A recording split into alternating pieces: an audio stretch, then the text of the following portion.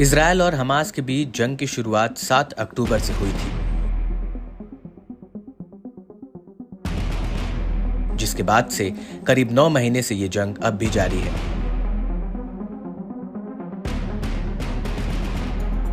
Israel ने इस जंग को अब और भयंकर बना दिया है।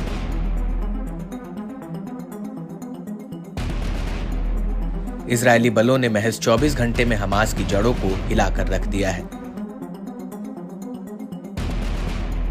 इजरायल ने हमास चीफ इस्माइल हानिया को मार गिराया है।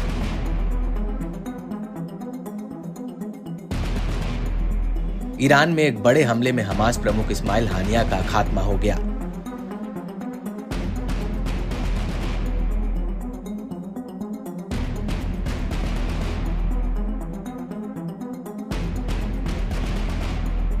इस्माइल हानिया हमास का चीफ पॉलिटिकल लीडर था।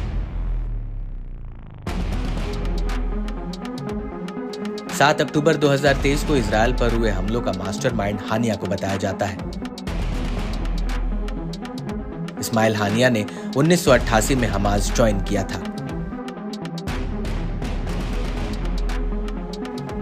और साल 2017 में वो हमास का चीफ पॉलिटिकल लीडर बना था।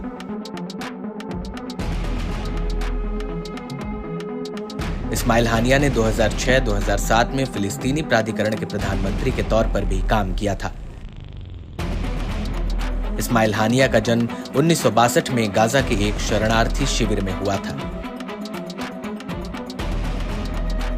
1981 में हानिया ने गाजा के इस्लामिक विश्वविद्यालय में दाखिला लिया। 1989 में इजरायल ने हानिया को 3 साल के लिए कैद कर लिया था।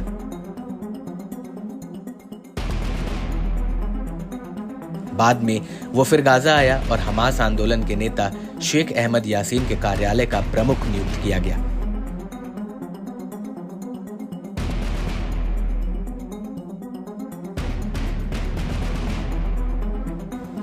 इस्माइल हानिया की हत्या से हमास भड़का हुआ है।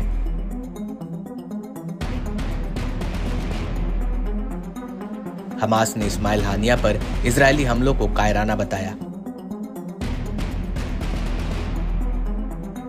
हमास ने इस्माइल हानिया की हत्या को लेकर इजरायल को धमकी दी है। हमास का कहना है कि इसकी सजा जरूर मिलेगी।